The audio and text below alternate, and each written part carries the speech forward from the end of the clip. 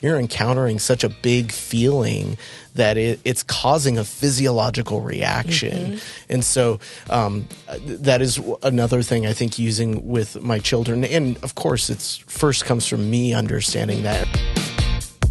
Hey everyone, welcome back to another Family Care Learning podcast. This is actually a part 2 of the last podcast that we posted and so we're talking about the Whole Brain Child workbook and some of the interventions from Dr. Dan Siegel and Dr. Tina Bryson. And so if you haven't caught that first podcast, I encourage you to go check it out. The link's actually below in the description. But today we're actually going to talk about another topic that's covered in this workbook that I think is just, again, I love it. It's something that has helped me in my parenting, and I hope it can really help you. And so the topic or this parenting intervention is called Name It to Tame It. And so, Josette, can you talk a little bit about Name It to Tame It and what that is? Sure, yeah. So as we discussed in the previous podcast, the idea with the Whole Brain Child book and then the Whole Brain Child workbook is that we want to parent in a way that helps our children use both hemispheres of their brain, the left and the right. Yeah. And they have different parts, which we discussed in the first podcast. They have kind of different functions. Yeah. And so Name It to Tame It is just another strategy to help us help our children fully integrate their brains and use both sides of their brains. So really the idea is that you can take a difficult experience that your child has just had, a fight, a situation where they didn't do well on something in school, or even a situation that's coming up that they're worried about, and you can apply the Name It to Tame It strategy to help them approach that difficult situation. Okay. So the authors really focus on this idea of using sort of story with a difficult situation. So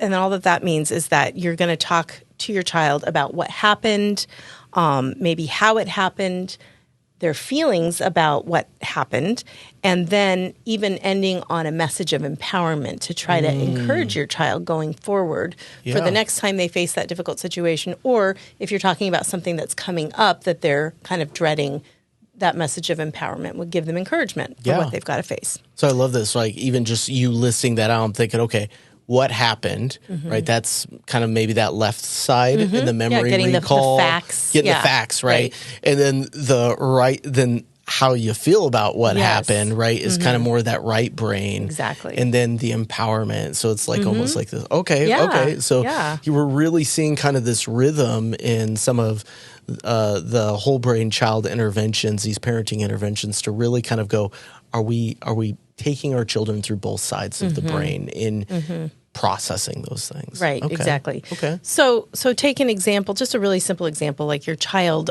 they just got hurt, physically hurt, and they're crying and they're upset, and they're coming to you for comfort.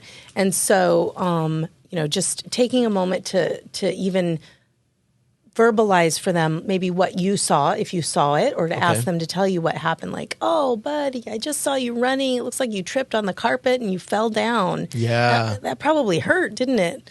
So you're saying the facts. Yes. But then you're asking them how they feel, or even suggesting how they might feel with that, and giving them a chance to give you their input on it as well. Wow.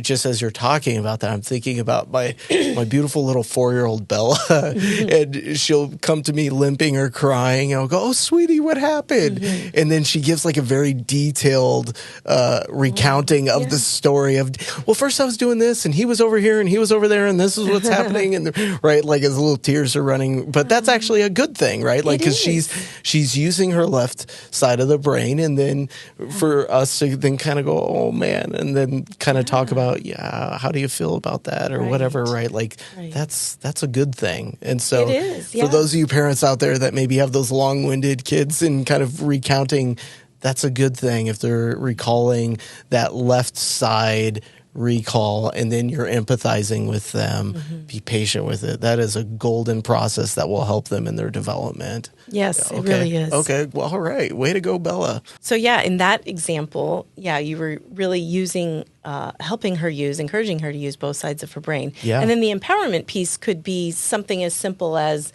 oh, let's get a Band-Aid for your knee. Do you want to put it on or you want me to put it on? So Yes. giving her a little choice about, if she wants to participate in that or she just wants you to do it. So that could be like the empowerment part. I love that.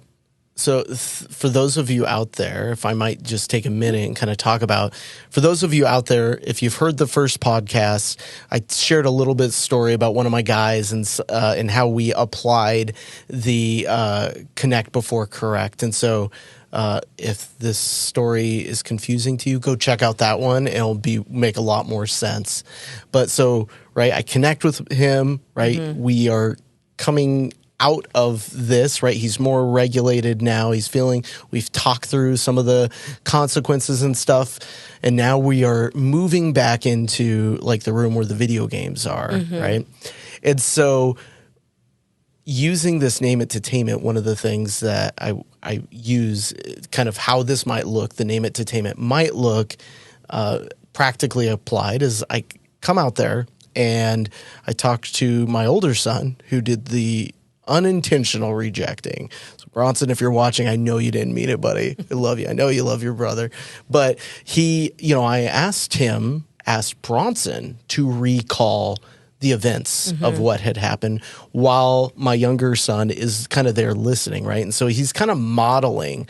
So my younger brother, Braden, he did this, and then he wanted this, right? And then I was paying attention to the TV and didn't see his hug and brushed him off. And so he had this kind of recollection, the left side brain that Bronson was doing while Braden is kind of just watching, right? And so, but all the time I'm kind of looking at Braden going, is that right? Is that, he's going, yeah, right. And so he's kind of fact checking here with all of it. And then I asked Bronson, so Bronson, how do you think Braden felt from his perspective with that? And so Bronson then was able to kind of go, well, maybe he was hurt, or maybe he felt like I was being mean or being rude to him, right? And so then I'm going, okay, so so you would feel that way if you were Braden too. Yeah, I would feel that way. Now, did you mean to do that? Fact check, left side of the brain. No, I didn't mean to do that. And so, right, like we were able to kind of go back and forth with that. And then kind of for the empowerment piece, I'm going, now Braden, next time, if there's a next time that Bronson's rejecting you or not giving you a hug when you were really excited and want a hug, what could you say to let him know, right? And so the kind of the empowerment piece is like, Bronson, I really wanted to give you a hug. I was super happy about it.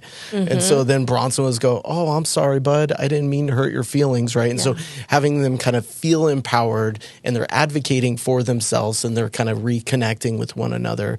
And so it gave Braden an opportunity, because he's still kind of younger, to see the modeling of this naming everything and taming it, right?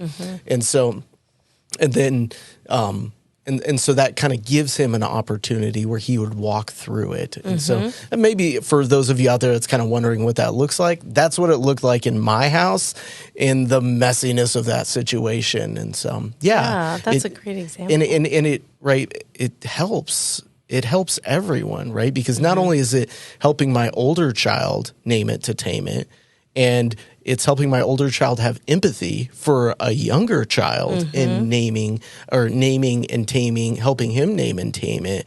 But then it's also helping him, my younger child, kind of see the older child as a bigger, stronger, kinder, loving, a family figure that can help him through those things as well as mom and dad, right? And so I think, again, it's just some of the Dan Siegel stuff for those of you out there, I just think is gold with that. Yeah, that's a beautiful example. And I think the idea here too is just that, we have emotions, and when something difficult happens, when something challenging happens, emotions are often we call big emotions. Just they kind of threaten to overwhelm us sometimes. So, when we are able to sort of process through how we got there and name what we're feeling, and then we are really using both parts of our brain. So the idea is for parents to help, definitely acknowledge the feeling, but even go back a little and help your child figure out, how did you get there? What is it that happened? So in that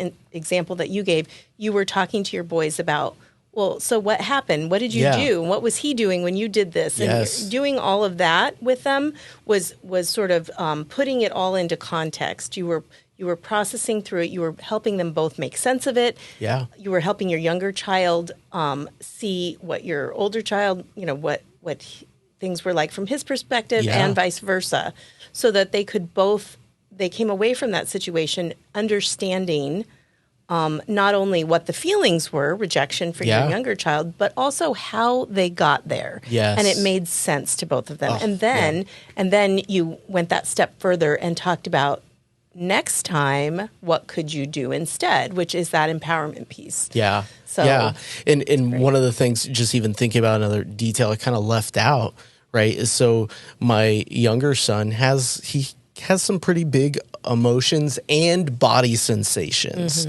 And so even to kind of have my older son kind of go, hey, have you ever been so upset that your body convulses to the point, like, how big would your feelings have to be where your body, you throw your head back and you want to throw a fit, right? Like, because I think some of the times where it's like, this is not just I'm minorly frustrated and now my body is convulsing because of because of a minor emotion. It really is like you're encountering such a big feeling that it's causing a physiological reaction. And so that is another thing I think using with my children. And of course, it's first comes from me understanding that and leading my children and understanding about looking at my younger son and going, what would the world have to feel like for my body to do that kind of fit throwing